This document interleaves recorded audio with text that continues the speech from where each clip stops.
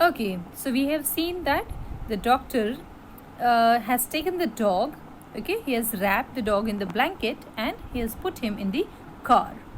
While the lady is not wheeling, she is welling instead, just in the sorrow of that dog. Here, few more words are there: roused, caused to stop sleeping, maids, a female domestic servant, rushed, done or completed too hurriedly, supper, an evening meal, typically a light or informal one, despairing, showing loss of all hope,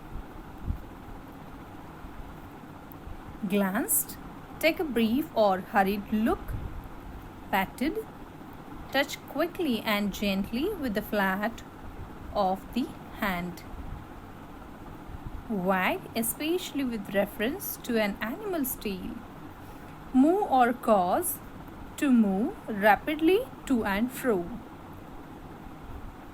surged, move suddenly and powerfully forward or upward, motionless, not moving, stationary, sniffing, the action of drawing in air audibly through the nose, whimper, make a series of low, feeble sounds expressive of fear, pain, or unhappiness, trotted, run at a moderate pace with short steps, engulf, sweep over something so as to surround or cover it completely, slopped, spill or flow over the edge of a container, typically as a result of careless handling, liable, likely to do or to be something. Now, what happened? That the dog is taken by the doctor. The maids were then woken up and asked to get out all of Tricky's stuff. Okay, as the dog is going with the dog, all the essential things or the things which are specially kept for the dog should also be sent. Okay, so what happens to that stuff? His stuff included, things like his day bed, night bed, favorite cushions, toys, rubber rings, breakfast bowl, lunch bowl, and his snack bowl. Mr. Harriet knew that so much stuff won't fit in his car, so he started rushing things. As the doctor was leaving with Tricky, Mrs. Pumphrey threw a lot of coats that Tricky used to wear in the car. And as the narrator was turning the car, on the turn, he saw through the rear mirror that everyone was crying. He patted the little helpless animal, who responded by wagging his tail.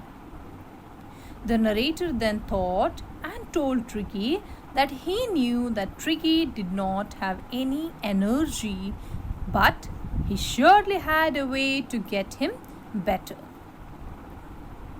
As soon as they reached the hospital, all the other dogs gathered around the doctor. Tricky looked at all of them, and when the doctor put him down on the carpet, he couldn't even move.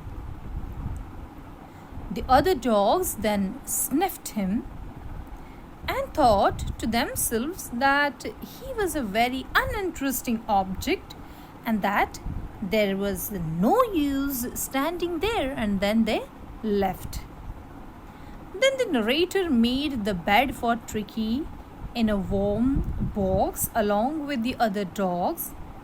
For 2 days, the narrator kept him just on water and nothing else. On the second day, he roamed around looking at the place around him, and on the third day, he was also making noise to let the people in the hospital know that he too wanted to go out with the other dogs. See the change in the dog. When the narrator opened the door, Tricky quickly came out and was surrounded by Joe. Now, who is Joe? Joe, who was a greyhound dog, and the other friends who were there. So he came and he stood there where the other dogs and Joe was standing. Again, after sniffing him for a moment, all of them left for the garden where Tricky followed them. Later in the evening, the narrator was present at the dinner time and was watching all of them, especially Tristan as he was slopping the food. All of them were eating with great speed. Now, what is the reason behind that?